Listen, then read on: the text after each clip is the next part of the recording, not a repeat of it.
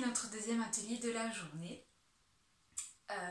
Donc après notre séance de yoga de ce matin pour se réveiller, vous avez dû aller prendre un petit déjeuner. Donc au maximum, ce que je vous avais dit, on essaye, comme on est un peu en mode ashram et Inde, d'être au plus possible à la tisane, à l'infusion, donc d'éviter les excitants.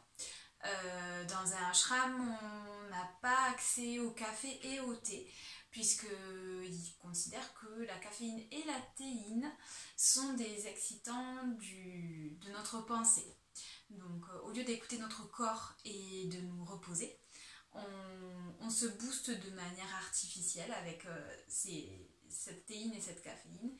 Et du coup, on fatigue encore plus notre corps, c'est-à-dire que on va être plus efficace sur un court laps de temps, mais du coup sur le moyen et long terme on va causer plus de tort que ce qui était prévu. Donc voilà, je vous invite aujourd'hui à essayer d'être à la tisane, à l'infusion. Donc comme je vous disais, ça peut être aussi juste de l'eau chaude, un morceau de racine de gingembre et un petit peu de jus de citron. Voilà, et ça justement, le gingembre par contre en Ayurveda, en médecine traditionnelle chinoise, indienne, pardon, c'est parce qu'on va parler de médecine traditionnelle chinoise aussi, c'est pour ça. Le gingembre est un excellent stimulant, au contraire de la caféine et de la théine, puisque lui, il va booster notre corps et il va apaiser notre esprit. Voilà, donc on est en opposé à ce que fait la caféine, qui va nous fatiguer en fait notre corps, puisqu'on n'est pas dans l'écoute de notre corps, qui va absolument pas recharger nos batteries. Voilà pour la petite parenthèse. Du coup il doit être 10h, 10h30, même si vous regardez la vidéo un petit peu plus tard.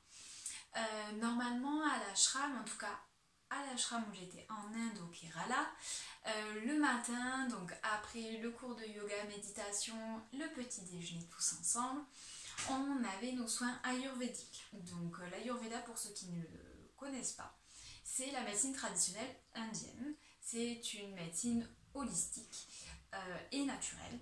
Donc holistique parce qu'elle prend en compte l'être dans sa globalité, que ce soit au niveau donc physique, psychologique, environnemental, et au contraire de la médecine traditionnelle occidentale, elle va plutôt aller chercher à traiter la cause de notre symptôme plutôt que notre symptôme en lui-même. Je vous explique. En France, en Occident, on a mal à la tête, on a mal au ventre, on a des troubles de la vision, des problèmes de peau, on va aller traiter notre symptôme. C'est-à-dire que c'est quelque chose de maintenant très normal. Vous allez prendre un Doliprane ou autre chose, ou un Nurofen, pour ne pas citer, pour votre mal de tête, ou vous allez mettre de la cortisone sur vos lésions d'eczéma, etc. Et en fait, on va juste traiter le symptôme. L'Ayurveda pense que ça ne sert à rien, puisque traiter un symptôme sans traiter sa cause n'est absolument pas efficace, puisque si on ne traite pas la cause du symptôme, le symptôme va forcément revenir. Ce qui paraît assez logique quand on explique comme ça. Et donc l'Ayurveda ne veut absolument pas faire taire les symptômes, puisqu'il pense que c'est une alerte que donne le corps, ce qui paraît relativement logique, et va plutôt aller chercher quelle est la cause de ce symptôme pour agir au niveau de cette cause. Une fois que vous avez éliminé la cause, votre symptôme disparaît. Cause à effet. Voilà pour la petite présentation. Du coup, forcément, l'Ayurveda va utiliser des plantes endémiques, donc plutôt des plantes indiennes, que vous pouvez vous procurer en France. Alors, moi j'aime beaucoup la philosophie de l'Ayurveda, du coup je me suis soignée à l'Ayurveda quand j'étais en Inde.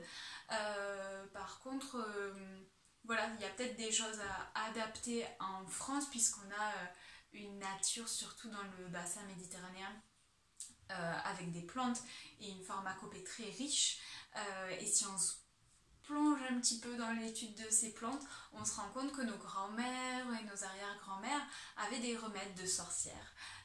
pour faire passer la fièvre, pour faire passer voilà, plein de choses. Et du coup, c'est de la naturopathie, mais en utilisant des plantes endémiques. Vous pouvez quand même vous procurer ces plantes indiennes.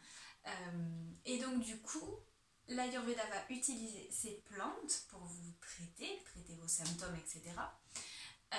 Et les causes de vos symptômes.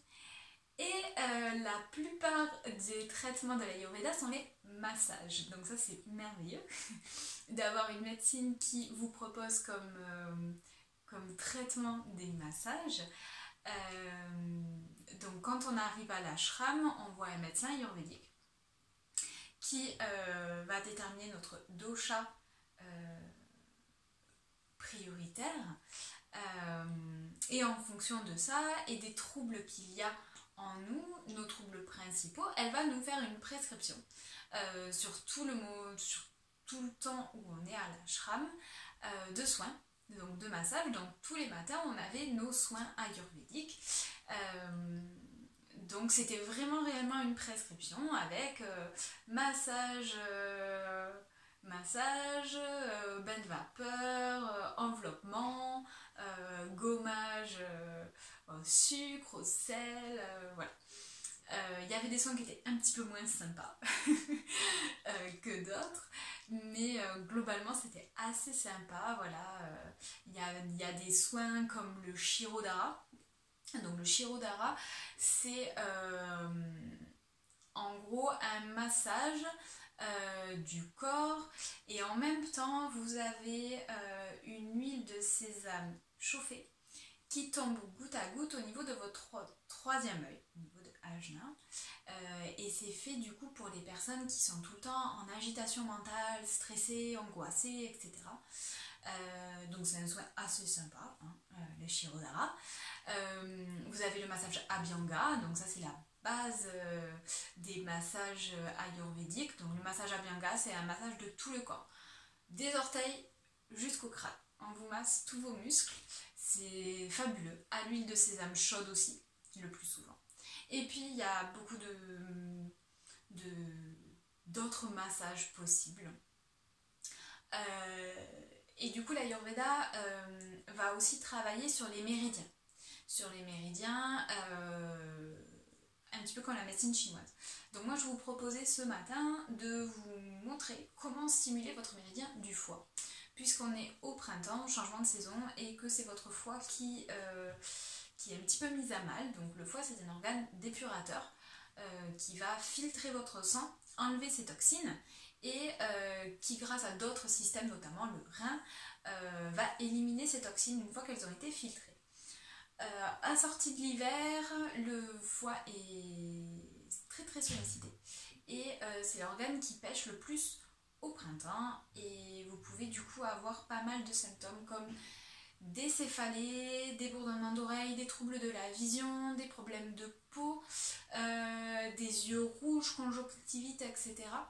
Et donc tous ces symptômes qui sont plutôt sur la sphère ORL sont en fait des symptômes de souffrance du foie, puisque le méridien du foie se termine et ressort au niveau de vos yeux. Donc en fait, l'Ayurveda, sur tous ces symptômes-là, céphalées, troubles de la vision, conjonctivite, bourdonnement, otite, va aller chercher ce qui pêche au niveau du foie. Voilà, donc c'est vraiment un système de pensée et de réflexion complètement différente que nous. Voilà, nous par exemple, on a une conjonctivite, on va mettre de l'eau stérile pour se laver les yeux, on va prendre un dafalgan pour la céphalée. Moi je vous propose autre chose, c'est de vous montrer comment aller stimuler votre méridien du foie et débloquer un peu les nœuds énergétiques qui peuvent se former sur ce méridien. Donc au lieu de se faire masser tous les matins, comme tous les matins à l'ashram, on va s'auto-masser. On fait ce qu'on peut en cette période de confinement. Et juste petite parenthèse, vous pouvez très bien aller vous faire masser après cette période de confinement. Il y a des gens merveilleux et bienveillants qui font des massages ayurvédiques qui ont été formés pendant 3 ans. Je vous mettrai en lien de cette vidéo le lien vers le site internet d'une amie qui fait des massages ayurvédiques Elle se déplace chez vous ou vous allez chez elle, donc en plus c'est super confort. Et c'est juste merveilleux, voilà. Si vous n'avez jamais fait, je peux que vous conseiller d'aller vous faire masser à l'huile de sésame chaude. En sortant de ce confinement, je pense qu'on en aura tous besoin. Alors, le méridien du foie. Du coup, il va partir, c'est un méridien qui est bilatéral, donc il est des deux côtés. Donc je vais vous montrer sur votre jambe gauche, droite pour moi. Du coup, le méridien du foie, il va commencer au niveau du gros orteil, au bord interne, donc à l'intérieur du gros orteil. Du coup, pour aller stimuler le méridien du foie déjà, vous pouvez commencer un petit peu à frotter ici, au niveau du bord interne du gros orteil. Vous pouvez frotter. Si vous avez un bâton d'acupression, vous pouvez aller mettre votre bâton au niveau de la jointure ici entre l'ongle et la peau en interne et appuyer pendant quelques minutes. Donc c'est un point qui fait un peu mal du coup. C'est le départ du méridien. Ensuite, il va passer entre le gros orteil et le deuxième orteil. Donc ici pareil, vous pouvez masser. Et il va remonter au niveau des interphalangiennes du gros et du deuxième orteil. Donc voilà, du coup on va masser, j'espère que vous voyez bien, ici. Pareil, si vous avez un bâton d'acupression, vous pouvez le faire avec votre bâton d'acupression, c'est super. Ensuite, votre méridien va remonter ici et passer entre votre malléole interne et votre gros tendon. Donc là c'est pareil, on va venir masser. Et ensuite, au niveau du trajet, il va remonter en face interne de la jambe, face interne du genou, face interne de la cuisse, remonter ici en superficie jusqu'au 6e espace intercostal, donc sous le sein à peu près.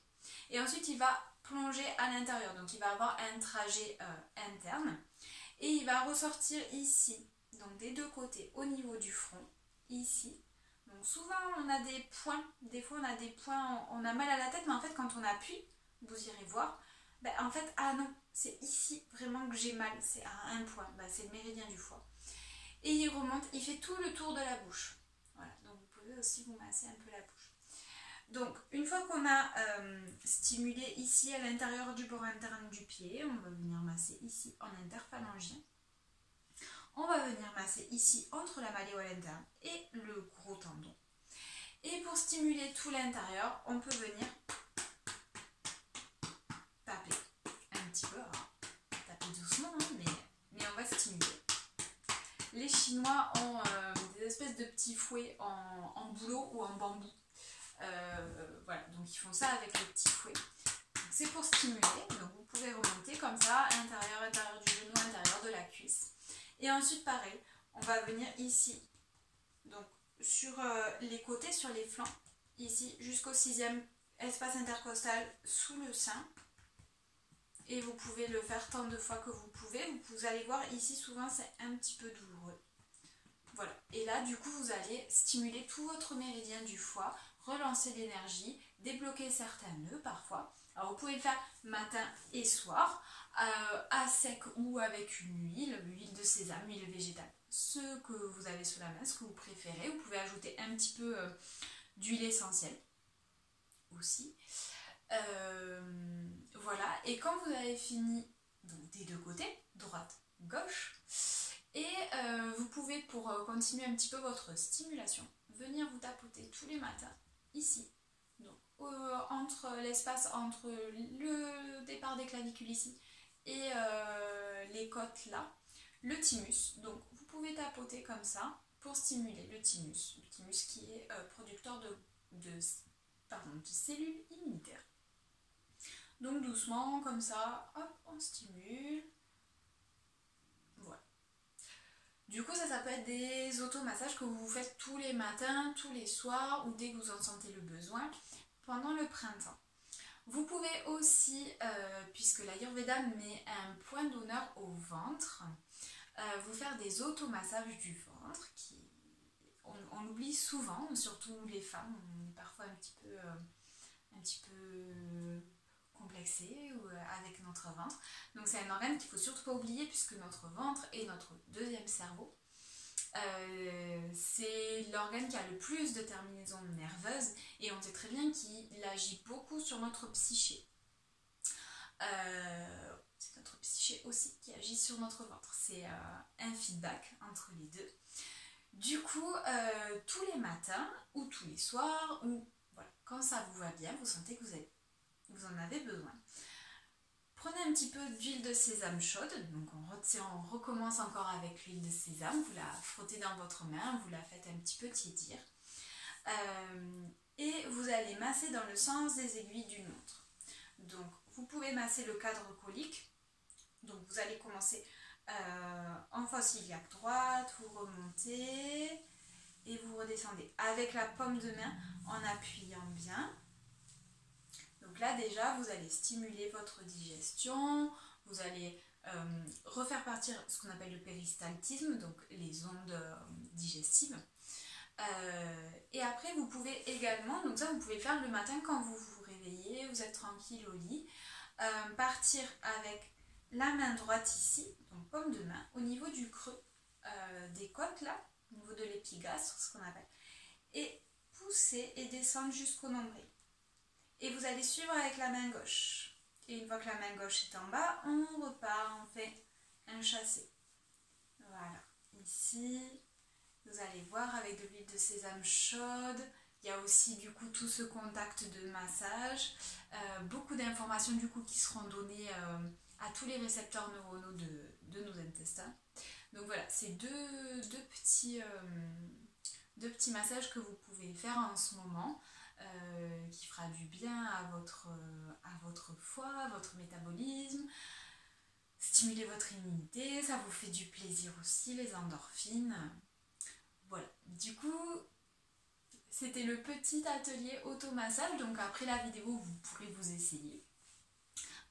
Comme on ne peut pas se faire masser, alors si vous avez quelqu'un à la maison pour vous faire masser, allez-y.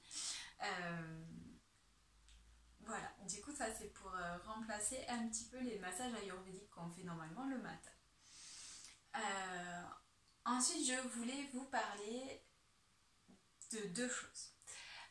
Dans mes cours, donc ce matin et ce soir, je vous parle des bandhas, notamment de Mula Bandha. Les bandhas, il y en a trois, donc il y a Mula Bandha, le périnée, le diaphragme et la gorge. Pour les yogis, ce sont des zones de fuite d'énergie. Donc quand je vous dis dans les postures de contracter Mula Bandha, en fait je vous demande de contracter le périnée. Donc le périnée, c'est quand vous contractez, quand vous retenez de faire pipi, voilà.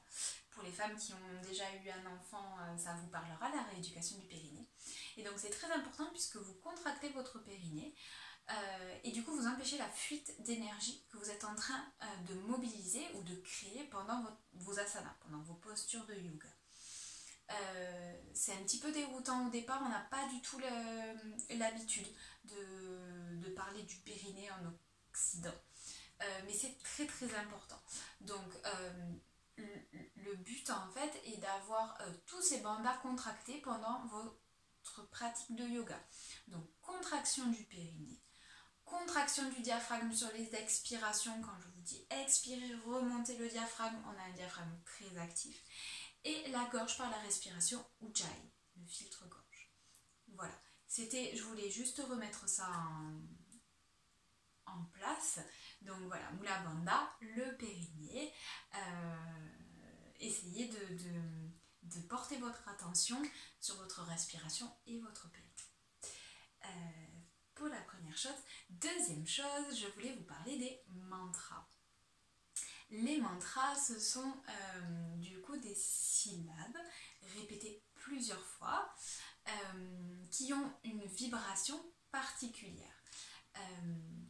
Si vous avez fait mon cours sur l'harmonisation des 7 chakras, je travaille sur des sons spécifiques sur chaque chakra avec des asanas, des postures spécifiques sur chaque chakra. C'était dur à dire. En fait, ces monosyllabes, ces mantras monosyllabiques ont une vibration qui va aller spécifiquement stimuler le chakra en question. Voilà. Et du coup délier les nœuds, ou même s'il n'y a pas de nœuds, multiplier l'énergie au niveau du chakra. Normalement, un vrai yogi chevronné et qui a l'habitude choisit un mantra, choisit un mantra avant sa pratique et le répète tout au long de sa pratique. C'est en ça que je vous disais que les asanas ne sont pas le but du yoga. Ce n'est qu'un prétexte. Les asanas, donc, que l'on fait avec notre corps physique, ne sont qu'un prétexte pour focaliser notre attention. Tout comme les pranayamas, la respiration, et les mantras. Du coup, quand on arrive à une pratique de yoga où on fait nos asanas en répétant des mantras, en étant concentré sur ses bandhas et sur son pranayama, on arrive déjà à une pratique de yoga plus évoluée que de la simple gym, puisque du yoga comme ça pourrait être uniquement du stretching ou de la gym douce. Or, il n'en est rien puisqu'il y a toute la philosophie qui va avec, et c'est en ça que le yoga est le plus intéressant. Donc j'avais besoin de vous en parler parce que je trouve que c'est très important et c'est de plus en plus oublié dans nos pratiques occidentales. Voilà, les gens se mettent peut-être au yoga pour des raisons physiques, ce qui est très bien. Parce que ça fait que vous êtes là et vous faites du yoga. Par contre, il faut aller un petit peu plus loin, je pense, et aller chercher pourquoi et essayer d'aller toujours plus loin dans sa pratique. Donc ces mantras, ça peut être une phrase très simple. Vous pouvez choisir votre mantra, par exemple, je suis une personne merveilleuse. Voilà. Ça peut être votre mantra sur la pratique, c'est un exemple comme un autre, sur la pratique que vous avez sur une heure, et en fonction de la journée, vous changez de mantra en fait, tous les jours. Et les mantras permettent de focaliser également l'esprit et de contrôler et d'éduquer notre esprit, notre mental. C'est du coup tout le but du yoga. D'être uniquement dans notre moment présent, être présent à ce que l'on fait, à ce que l'on est, à ce que l'on ressent. Du coup, moi je voulais vous parler d'un mantra. Donc par exemple, le mantra le universel, c'est le mantra Om. Tout le monde connaît le mantra Om. Je vous ferai peut-être même un petit truc sur le mantra Om. En gros, le mantra Om, je vais vous en parler maintenant rapidement. Il y a 3 niveaux. Donc vous savez, le mantra Om, c'est comme un E, comme un epsilon. Du coup, en fait, ce sont les 3 niveaux de l'être humain qui correspondent aux 3 dieux hindous les plus connus, du panthéon hindou les plus connus, qui sont Brahma, Vishnu, Shiva. Notre premier niveau, c'est notre niveau d'éveil de conscience, c'est-à-dire les choses que l'on voit objectivement, et du coup qui correspondent au dieu Brahma. Notre deuxième niveau, c'est notre niveau inconscient de sommeil, mais de sommeil avec des rêves. Quand nous sommes endormis, mais que nous rêvons, c'est notre inconscient qui nous parle, qui veut souvent nous dire des choses, et ça, c'est au niveau du dieu Vishnu. Et donc notre troisième dieu, le dieu Shiva, qui est le dieu le plus consacré et le plus adulé en Inde, parce que le dieu Shiva, c'est notre troisième niveau que l'on veut atteindre, qui est un niveau de sommeil profond et d'oubli. Quand vous êtes en sommeil profond, vous ne savez plus qui vous êtes, vous savez que vous faites partie d'un tout, mais vous êtes dans une espèce de plénitude. Et du coup, il y a beaucoup plus de temples dédiés à Shiva en Inde, puisque les Indiens cherchent ce dernier niveau qui est le niveau le plus dur à atteindre, on va dire. Et du coup, le yoga permet d'arriver à cet état d'oubli, d'être dans le moment, ni dans le passé, ni dans le futur, mais dans le moment, donc dans l'oubli. Petite parenthèse sur le mantra Om, je me perds un peu, mais c'est pas grave, je vous donne plein d'infos que vous pourrez infuser et aller creuser encore un petit peu plus. Donc voilà pour le mantra Om.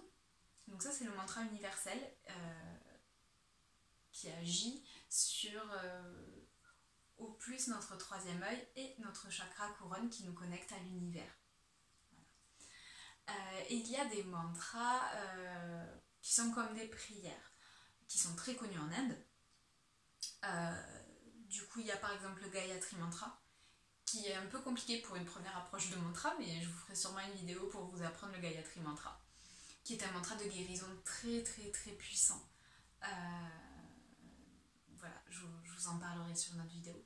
Là, je voulais vous parler d'un mantra que j'ai appris et que j'ai connu dans mon ashram en Inde, qui est un mantra Loka Samasta Shukino Bhavantu, qui est un mantra que mon Sarvatma, mon maître yogique,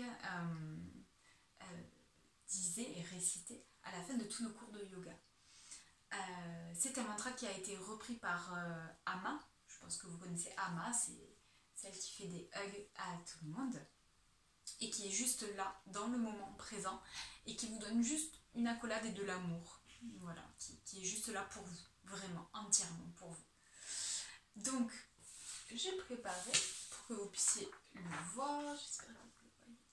Loka Samasta Shukino Bhavantu. Voilà. Du coup, ça veut dire, en gros, May all beings everywhere be happy and free. Que tous les êtres vivants de la planète soient heureux et libres. Ça peut paraître très Miss France comme ça, mais c'est un mantra très important en Inde.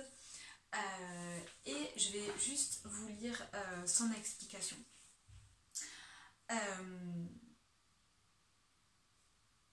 Ce mantra est très puissant, puisque nous ne prions pas seulement pour nous, pour notre famille, pour notre peuple, pour notre nation, pour nos collègues, pour nos amis. Nous prions pour le monde entier et, pour être plus précis, pour tous les mondes. C'est-à-dire que nous prions pour notre monde que nous voyons de manière objective, conscient et éveillé dans notre monde matériel, les animaux, les arbres, les plantes, les pierres, la planète en tant qu'entité, Gaïa. Nous prions pour tous les mondes, ça peut être le monde des défunts, les mondes qui peuvent exister ailleurs. Voilà, c'est vraiment une prière universelle. Au lieu de demander quelque chose pour nous, nous prions pour la création tout entière. Et en priant pour le bien-être de tous les êtres sensibles, donc les humains, les animaux, les plantes, notre esprit devient lui-même plus vaste.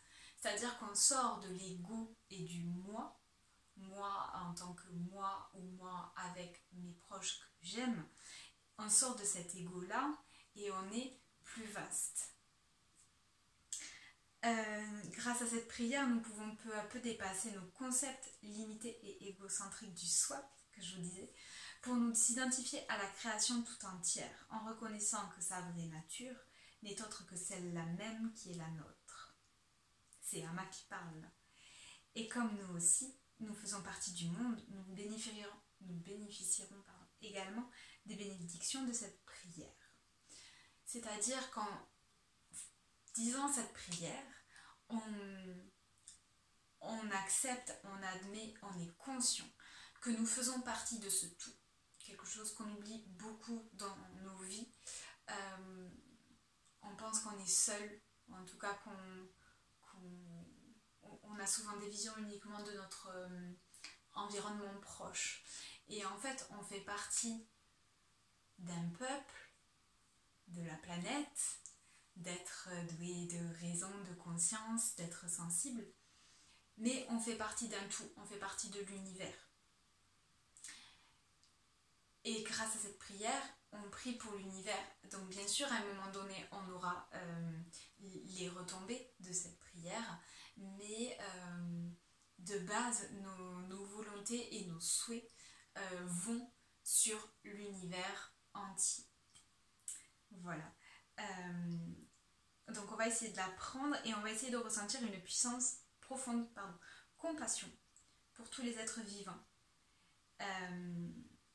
Et on va essayer de prendre la résolution de vivre dans un esprit de désintéressement. Alors ça aussi c'est quelque chose à, on dirait qu'on est en philosophie, mais c'est quelque chose à creuser, le désintéressement, de faire des actes désintéressés. Tout ça, ce sont des paroles d'Ama. Ama, quand elle vous prend dans ses bras et qu'elle vous fait un hug, c'est complètement désintéressé. Elle ne cherche rien en fait. Elle n'attend rien de vous. Elle ne cherche rien pour elle. Elle est juste là, entière, dans le moment. Et elle est à 100% dans ce qu'elle fait et dans ce qu'elle donne. Et elle est désintéressée, elle n'attend rien. Voilà. Et ça, c'est quelque chose qu'on perd beaucoup aussi chez nous. On attend toujours quelque chose, un retour à un moment donné, ou une phrase, ou une parole, ou quelque chose. Et le désintéressement est en fait le clé de votre bonheur, puisque tant que vous attendez quelque chose en retour, ou que vous faites quelque chose par intérêt, vous ne pourrez qu'être malheureux, puisque ce ne sera jamais aussi fort que vos attentes. Et le désintéressement est la clé de votre bonheur, puisque uniquement le fait de faire la chose pour laquelle vous êtes là actuellement est déjà votre bonheur. Vous n'attendez rien d'autre. S'il y a quelque chose, tant mieux. S'il n'y a rien, ce n'est pas grave, vous êtes déjà heureux. Voilà. Et encore des choses à méditer, je vous donne plein de clés, plein de petites choses. Et ça paraît très simple pour moi de vous dire ça, mais il y a eu beaucoup d'années d'introversion, de méditation et de réflexion. Et c'est un travail tous les jours, quotidien, de questionnement sur soi, sur ses actions. Et je pense que la clé, elle est vraiment là. Tout ça pour vous dire que ce mantra, il me parle énormément, je l'ai dans la peau. Et voilà, donc je vais vous remettre la petite écriture. Donc, premier mot, Loka. Deuxième mot, Samasta. Troisième mot, Shukino. Quatrième mot, Bhavantu. Alors, vous pouvez le trouver sur internet, vous le mettez devant vous, vous pouvez l'apprendre. Et c'est un mantra du coup qu'on récitait à la fin de chaque cours. Donc après 3 fois le Om, on chantait. Et là, je vais vous chanter le mantra. Loka Samasta Sukhino Bhavantu. Loka Samasta Sukhino Bhavantu. Loka Samasta Sukhino Bhavantu.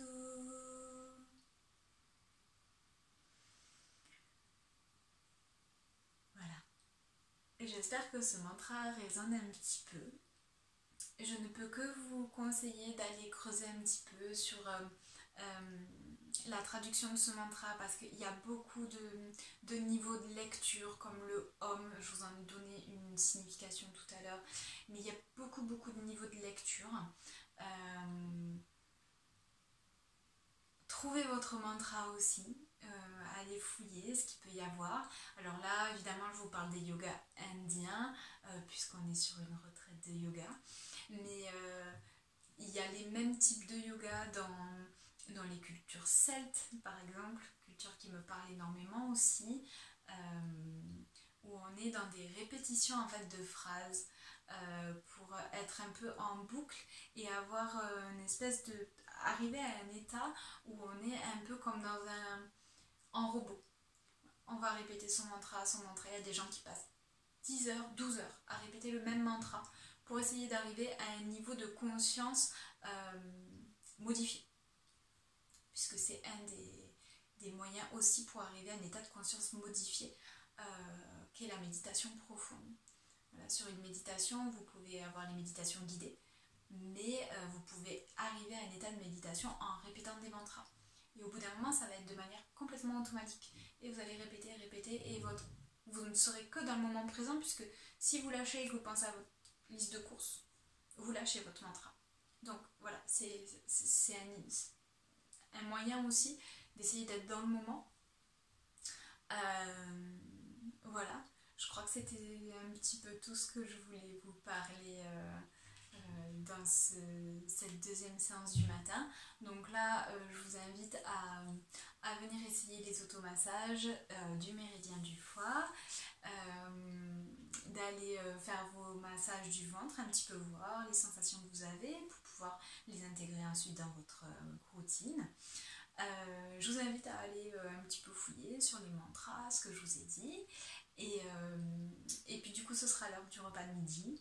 Donc essayez d'être indien, végétarien. Un petit dalle de lentilles corail avec du lait de coco. Ça peut être sympa. Donc vous faites revenir un petit peu d'oignon rouge dans de l'huile de coco pour être vraiment au max en Inde. Vous rajoutez vos lentilles corail, vous faites revenir quelques minutes avec vos lentilles à sec.